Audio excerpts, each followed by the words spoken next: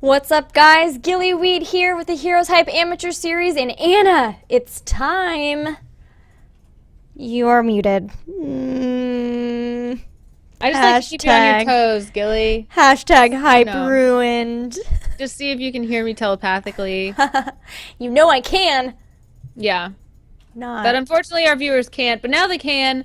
Hi, I'm Anna Prosser Robinson. Thrilled to be here with you at the finals. We are going to have a killer best of 3 here in the Heroes Hype Amateur Series. We are. We've got Wild Growth, who are going against the Kappa Wolves, and we're just waiting on, there we go, waiting on the draft link.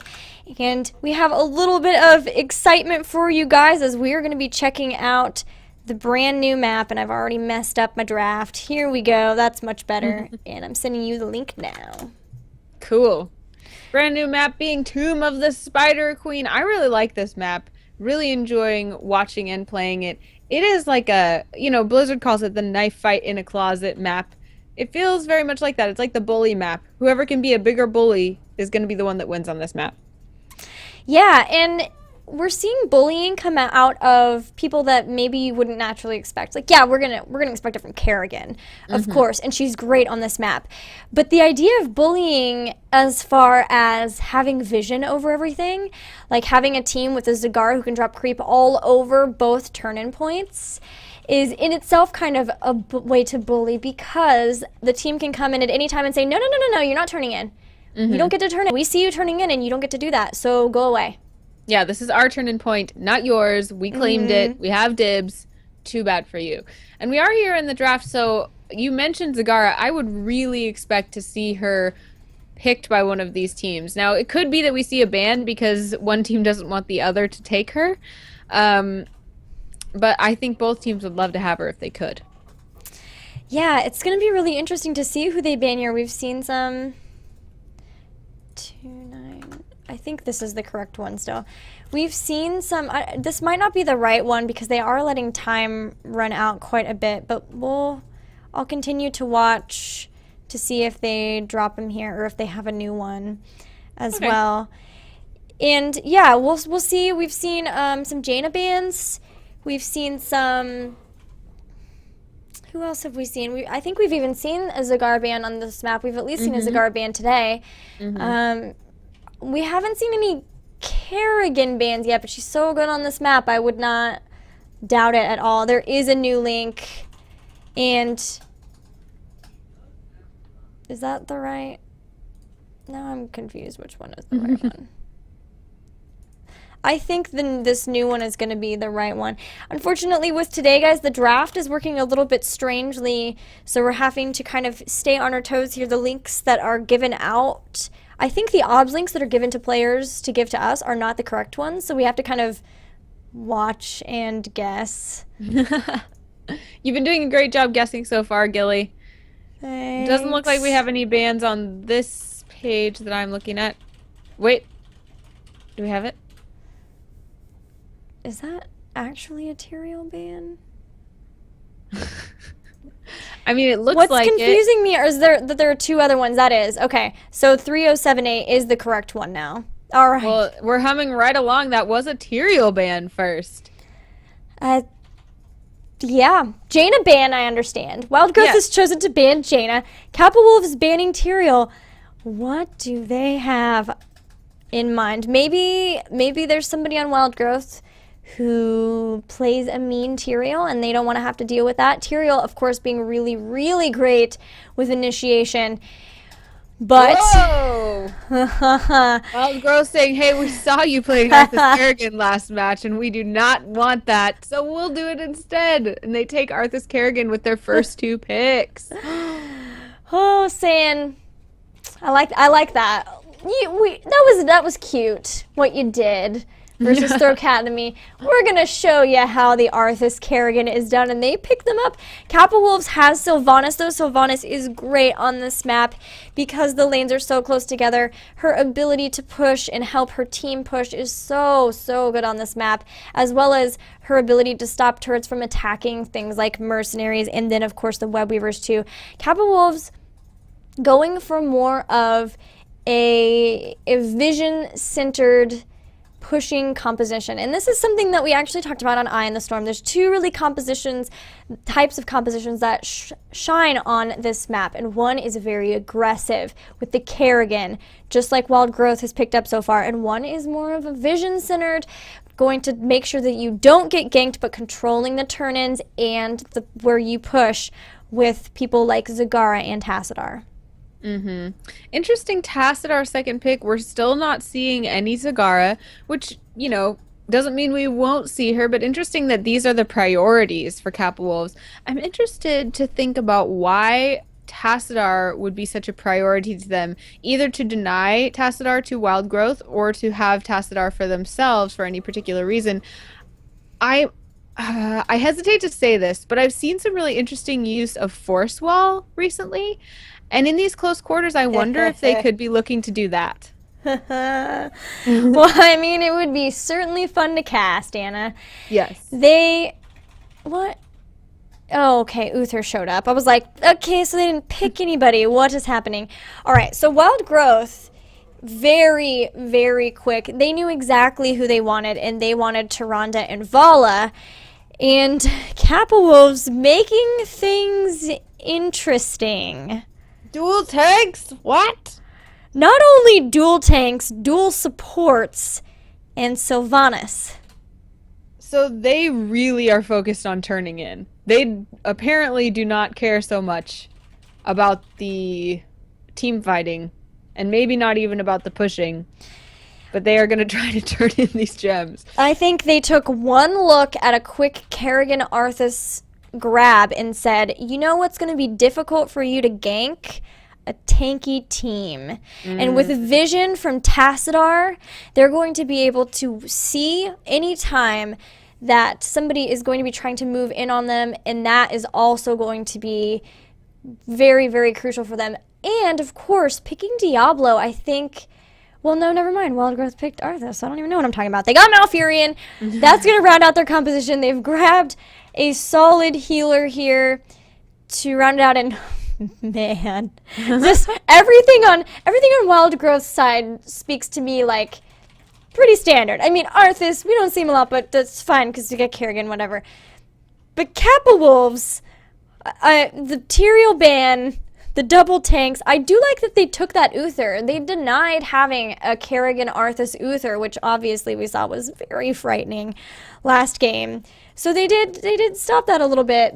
I am already just stunned and excited and really ready to watch this game. So I'm kind of wanting to analyze why that Tyrael first ban came out. I wonder if there's something they feel like Tyrael does particularly well on this map, or if they simply wanted to take more tanks out of the pool because they knew they were looking for more tankiness. I mean, they couldn't have known that Wild Growth was going to first pick Arthas Kerrigan. I suppose it could have been a possibility. But I guess, I mean, I don't see any particular counter for anyone on their team that Tyrael would have presented. Do you? You know Tyrael much better than I do. I mean, a judgment on Sylvanas could wreck, but I kind of don't feel like they maybe started with the idea that they had. I feel like that what they were doing was very responsive to what Wild Growth brought out. So I'm not really sure what their thought was with the Tyrael ban. It could be that Wild Growth just didn't, or has, like I said before, they could have a good Tyrael player and something that kind of freaked out Kappa Wolves, or maybe they just have had issues with him in the past, or maybe they're like, hey, we're so good, we don't need a serious ban. I've seen that before. I've seen teams ban Murky because they're like, we don't need a ban. We're fine. That manor ban? Manor ban. Manor banner. Well, going on to Tomb of the Spider Queen, this map is new, like Gillywood said. You've got to collect gems. Those are dropped by enemy spider minions, and you want to collect them kind of like you do on Blackheart's Bay. They're a little bit different because when you die, you do drop them, but they can't be collected by the opposing team. They can only be collected by your teammates and only for a short amount of time. So you want to make sure you don't lose those. You want to make sure you turn them in. The price for a turn-in starts at 50 and raises by 5 every time you do a turn-in. And when you turn in, you summon web weavers, like little spider queens, and they're, I don't know, slug-like zombie spider bugs that join her. And they will push in every single lane, top, middle, and bottom, and they will start pushing where the lane is pushed out. They won't start all the way back in a base like some of the other ones or at a specific spawning place. They will always go to where the lanes are pushed. So you'll see teams looking to push right before they spawn their web weavers. Well, I have another thought on the compositions, but I want to introduce people first. For some reason, we're having a lot of pings on Jimmy. Not sure what that is, but let's go ahead and introduce the teams. We've got Wild Growth here, our last week's champions, on the blue side with Killusion on Arthas, Jimmy on Malfurion, Jordo on Kerrigan, Blythawk on Tyrande, and here in the bot is Grim Reaper SF on Vala. And roaming together in red, we have Kappa Wolf, Sam will be on Muradin, Fam on Sylvanas, Hawkfu playing Diablo, and AKA Face on Uther, and Tassadar will be played by Big Impact. So we're going to bring up the talents, and already we see that Malfurion's taking the scouting drone, and we're going to get Celestial Attunement from Tyrande, so focusing on healing. And Hawkfu is going to throw Jordo and push her away a little bit, but Collusion is the one rooting Diablo, and Diablo will be the first one to drop. We talked about it, tanks are not as tanky as you think they are at the beginning of the game, and so First Blood is going to go in favor of Wild Growth. Yeah, these teams both looking for very different things, but at the beginning of the game, very much the same. They want to make sure they control this turn-in, they get as many gems as they can, and you really want to you do want to get that first turn-in and every turn-in after. Looks like they're going for the gank on Kill You Zion. Yeah, but oh my goodness, a stun is going to make Diablo go down. Psalm's going to have to dwarf toss away. Can he get out? He's trying so hard. He does throw out a stun. Oh, oh my gosh. Jordo jumps in at the last second and does drop Muradin as well. So far, Wild Growth showing that, hey, we don't care if you have 2 tanks. We're still going to gank you anyway. Yeah, I don't see why they would be looking to gank with this composition. It just doesn't, at this point in the game, make much sense, especially knowing who their opponents are. So Kappa Wolf's going to have to be really careful dealing with what they did to their previous opponent. I think the Malfurion pick here was really smart as well, because he does get that scouting drone at level 1. That just helps him have a little bit. Oh, Hawkfu throwing Jordo, but once again, he and Sam are getting rooted, and now they're on the defensive, and Diablo once again will fall. They're really trying to gank here, and they're trying to gank the ultimate gankers. I mean... yeah, I mean, I guess you can say don't gank a ganker when the ganking is not good, which is what they're doing. And now Big Impact is caught out, but not too bad because Arthas is not going to be able to grab him. Yeah, he's getting lots of gems being held by both teams, although it looks like the advantage right now is in the hands of Wild Growth, and they will look to turn in right now. They are going to finally pick up a kill of their own. They've grabbed Vala, who did have quite a few gems. Blythawk going to pick them up herself, and so no waste there. But look at the scouting drones, man. They're just all over the place. Malfurion doing an amazing job of continuing to keep them up, and that really puts Kappa Wolves in the position of having to try to keep watching for them, deal with them, so to make sure that they don't have a monopoly of vision on these turn-ins. Yeah, so far 14 gems, as you can see, turned in for Wild Growth. 0 turned in for the Kappa Wolves, although they are holding plenty of them. 21 gems being held by Blythawk, so that's going to make a big dent in finishing that 50 gem turn-in. But as of right now, really just looking for the ganks and not doing much else. Mercenaries haven't been even touched yet. Yeah, and of course, Kappa Wolves just kind of laning a bit safer here. Psalm is going to find the collusion, does stun him before he can get a root, but there comes a pull from Jordo, followed closely by a stun from Tyrande. Muradin will go down. Hawkfu's trying to get out as well, and so is Uther, who will be able to get away. Akaface safely running away there.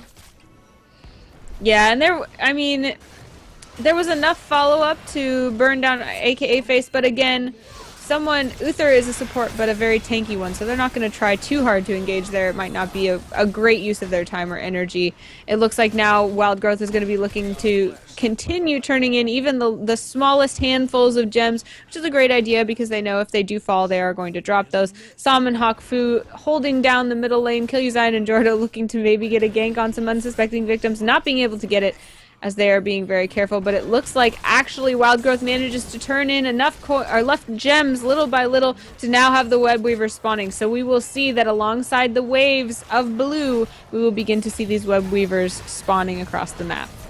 So many things I want to talk about right here, and I'm going to try to do it really fast. First of all, Wild Growth, in addition to securing the Web Weavers, has picked up their level 7 talents as well. And really interesting to note is a couple of their builds. Vala going full on Rancor build just to try to get more of an auto attack. It's more of a single target build instead of that multi-shot build. Oh no, Akaface getting stunned, and right in the line of that Web Weaver attack too, he will go down. And this bottom push is very, very strong. Like I said before, the single target build being really effective here, especially when you look at the fact that they've got 2 tanks, so they really need to be able to deal a lot of quick single target damage to burst them down. And Arthas even taking Frostborn Hunger's talents, not something we ever see, so that not only is it going to slow a target, but going to deal more damage from Frostborn Hunger. So again, just being able to take people down rather quickly.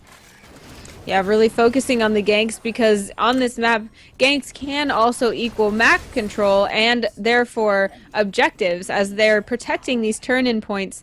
And if they do that, then they secure their role as not only the higher kill dealer, but also the map objective taker. Looks like they're going to chase Hawkfu and Big Impact off of the turn-in. They won't quite be able to snag Big Impact because, like you said, he's Tassadar. Plenty of ways to get away when you're Tassadar. Yeah, now we do have level 7 talents as well for Kappa Wolves. Uther did pick up a cleanse that's going to be able to help some with these amazing roots and scary pulls, everything that you happen to see happening. And so that will help them a little bit. That does require Uther to be there and able to drop that as well. Kappa Wolves just really want a turn in here. They're really trying, but Wild Growth's doing a really good job. Close. Yes, they will get the turn in. Hawkfu was carrying so many gems and was able to finish off that last one. Now they're going to need to choose how they're going to take advantage of their Web Weavers. Are they all going to push together? Are they going to join up one each with the Web Weavers? How are they going to force their enemies to respond? Because now their enemies have to defend somewhere, whether it's against the team, whether it's against an Orb Weaver, whether they need to spread out. So we'll see. It looks like they are going to take a spread out approach and push alongside these Web Weavers a little bit defensively as the lanes are pushed back a little far for them. Yeah, they're trying to be really careful here. They don't have their level 10 abilities, so they can't really engage too much in a full-on fight. What they would really like is to catch somebody out here, and they do know that Wild Growth are separated a little bit in their defense. Wild Growth doing such a good job taking out quickly. Jordo is going to be the person they're going after. Does Maelstrom. They're trying to take her down, but Maelstrom and Strafe doing so much damage. They do take her out finally, but Muradin does go down as well, and now the rest of Wild Growth are in here. They're trying to go after Fam Banshees, and a heal will try to save her, but not quite enough. She goes down. Uther is down as well. Now it's just Diablo and Tassadar, with only Kerrigan being down on Wild Growth. Man, I mean, this map, especially when you've got a gank squad, there is not far for them to go. So if you're going to try to gank the gank squad, you've got to be really sure that they're going to be engaged somewhere else. And in this case, it doesn't look like they were.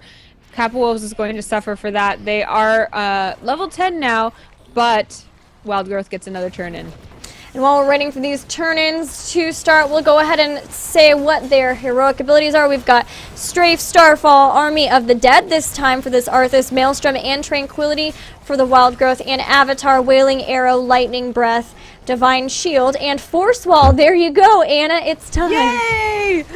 I knew it. I'm so excited. Here's my concern with that. With 2 supports, 2 tanks, and a Sylvanas, where's the damage going to come from without an Archon? You know, I think I was worried about that as well. I'm thinking they're going to use it in a way to keep people from escaping. If you can get Kerrigan behind a force wall, it doesn't take too much damage to focus her down. So I'm really thinking they're thinking more of the containment than they are the damage, which may be a mistake, I don't know. But Tassadar can deal a fair amount of damage in a few other ways, but definitely not as much as he could with Archon. He did take the static charge, so that does help get crit hits on top of whatever is standing in his Psionic Storms. So that could help. Look how many gems they have. Hawkfu's got 47 gems. That is got to be so scary. Of course, thinking of the psychology of these players who are really scared to try to engage in. Thankfully, they've got Oracle on Tassadar. They knew where the gank was going to be coming from. And Hawkfu's going to go try to turn in on bottom, but there was a healing ward there providing vision. Oh, good thing Hotfu got away. And like you said, being very, very careful with those 47 coins in his pocket. Ooh, Fam trying to get the hook, Kerrigan trying to get the hook on Fam. But all 4 of these Kappa Wolves will join together to try to make sure Diablo does not get taken down with those 47 coins. They're really looking for him to get a turn in, but they're really going to need to zone out Wild Growth from these turn-ins if it's ever going to happen, which they do. They are going to zone him out. Hawkfu is going to get that turn-in, so they really only need a few more coins to turn in, but they're going to team fight. Will they be alive to do it soon? The Divine Shield on Avatar keeps him alive for now, but a pull on Fam. He's getting so low. They've got to try to keep him alive. They do not. He's going to go down. Hawkfu and Big Impact, both very, very, very low in health, and a jump from Jordo will take out the Diablo, who's going to respawn back, but will be down and out for the remainder of this fight at least.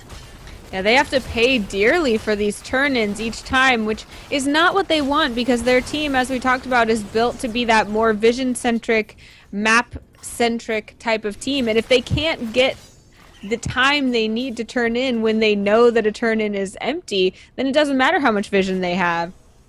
Yeah, I mean, at least they got rid of those 47 gems on Hawkfu. That was making me lose my mind a little bit. I was so scared. But there's still 34 on this Tassadar. And now it seems that Wild Growth is trying to maybe secure another turn-in. They've turned in a little bit.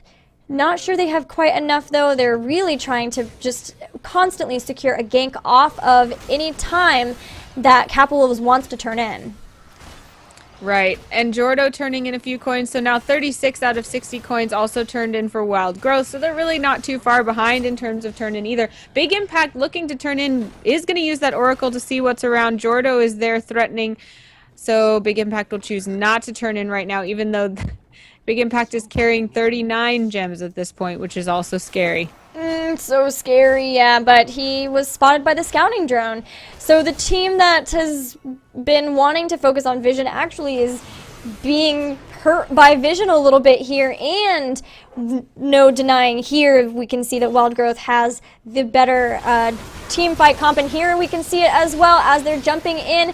They're trying to engage and maybe catch out some, but now it's showing the tankiness a little bit is helping them get away. Mainly they just have to keep that Sylvanas alive. She is so squishy, but she does have those Banshees. Tassadar is able to get away pretty easily. Uther can kind of be taken out, but he's a bit tankier. And then, of course, there's Diablo and Murden. So you're starting to see what they're trying to do here. Yeah, it looks like the turn-in will go in favor of Kappa Wolves now, which is great, although Big Impact holding on to quite a few coins. Oh, Lightning Breath almost takes people out, but instead Diablo will die. They do take out Arceus, but Murden's the next to die. Jordo is trying to get a pull on Fam, who is going to be stunned by Tyrande, very clutch stun. Uther's still trying to heal her. She does get a little bit of a surprise jump from the Banshees, and she and Tassadar are going to be the lone survivors here.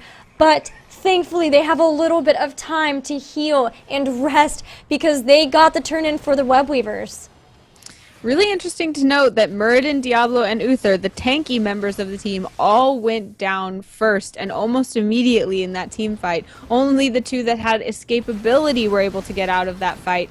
So it tells us that in dealing with a gank squad with this high of damage numbers and this much control, tankiness may not be the right answer. We'll have to see as we continue to get into the later stages. They'll be able to get more talents that can make them even tankier. And they're just going to continue to murk up. All of the web weavers have been taken out now. Red team did get one fort, but Wild Growth is now level 16. And so they've got a little bit of an advantage here to try to make something happen. There really is not too much of a disparity right now between where the teams are. There's about one level disparity, although that level 16 talent for Wild Growth is going to be a big advantage for them. They both have 5 forts, but where the difference really is we can see 15 kills on behalf of Wild Growth to only 3 kills on behalf of Kappa Wolves right now. Well, there we go. The next weavers are going to spawn, and it will be in the advantage of Wild Growth. Kappa Wolves has to be very careful here. They are not 16. And Kerrigan, actually, I wanted to talk about this aggressive defense as a talent choice. So amping up her shields a little bit. She knows she's a target as Kerrigan. She does so much damage. So we're just trying to keep her alive a little bit better. But here we go. The push is coming in from Wild Growth. Yeah, they've got plenty of pushing power. They've got bruisers here, they've got a web weaver, and they've got all 5 members of their team pushing against this wall. The force wall for Tassadar goes up very quickly and is just as quickly gone as they will push down these 2 towers and the wall. 4 members of Kappa Wolves looking to defend here, while Muradin is down on the bottom trying to take care of this bottom lane web weaver, which might be a good idea.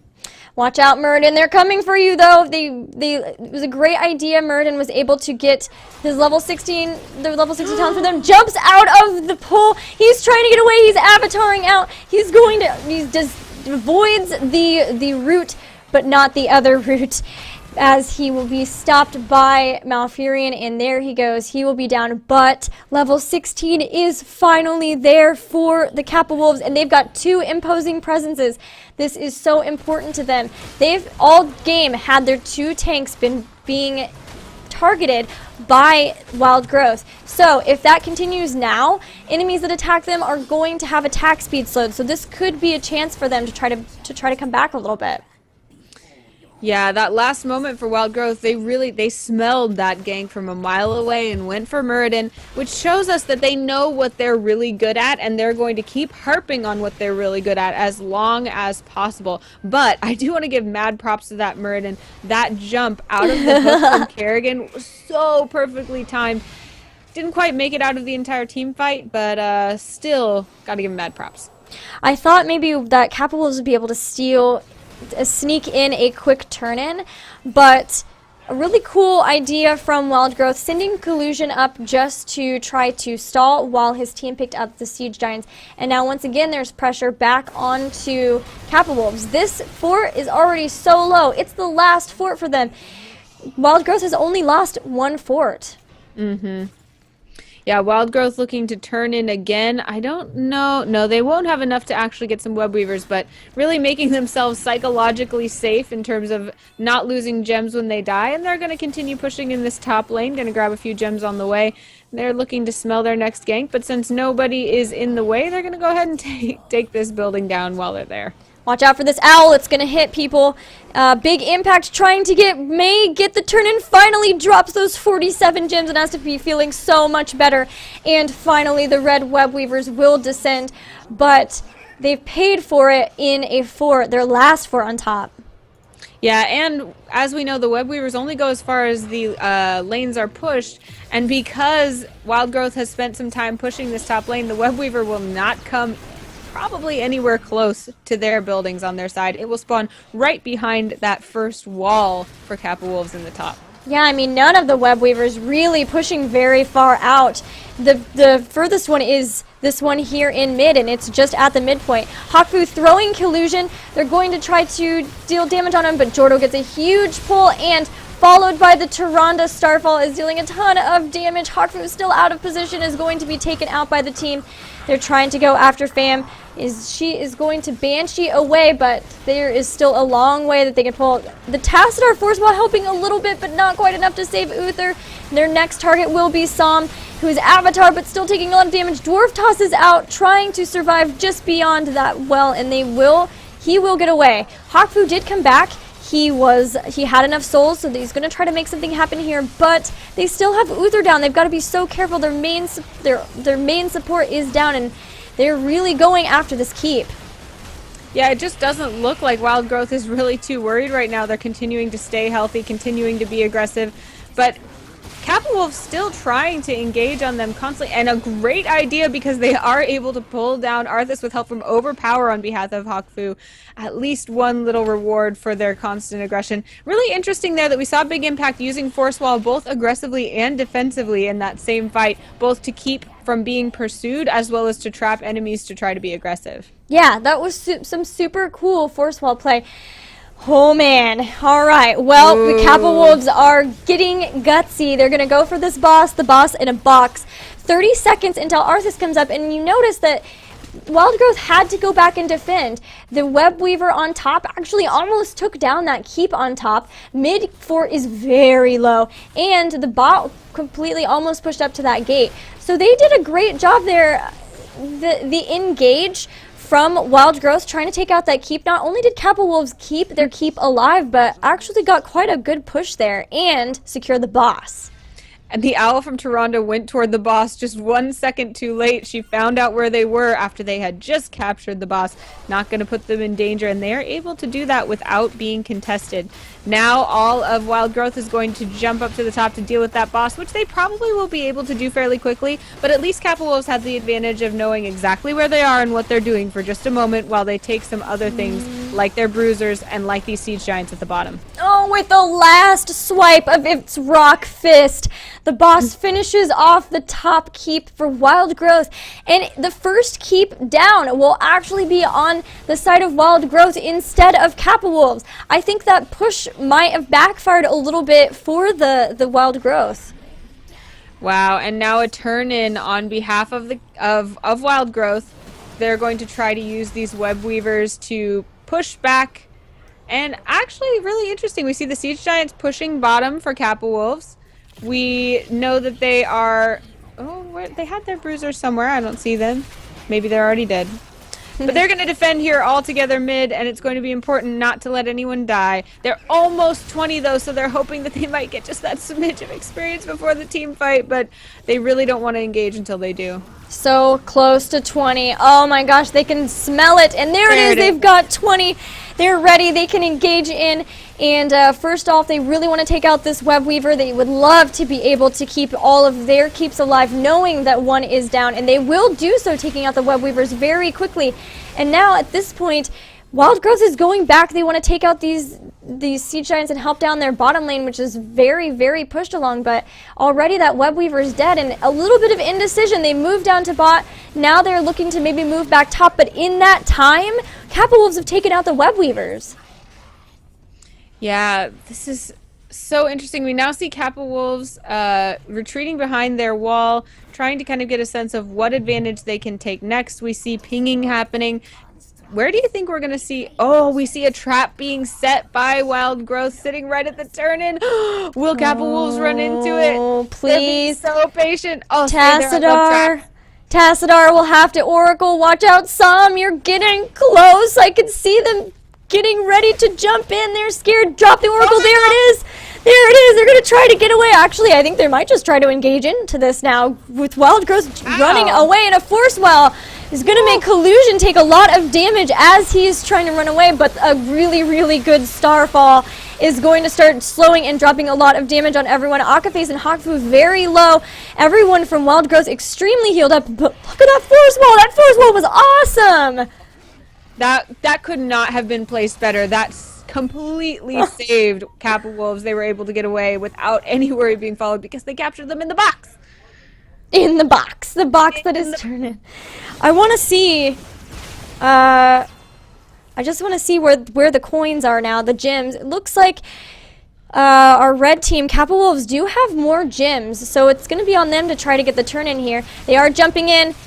They saw a chance possibly, but Malfurion is going to stop that subby dwarf from being able to go further. Now they did get an overpower from Collusion, and there is a great lightning breath, but not really doing too much here. Tranquility so good from Jimmy's Malfurion, and another throw from Jimmy. Fam, though, is getting low and will be taken out next.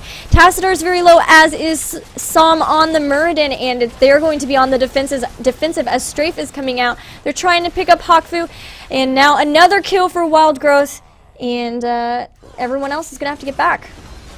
It's interesting. I've seen that force wall used a couple times, looking like it's trying to force an engagement, wanting to get everybody in a confined space.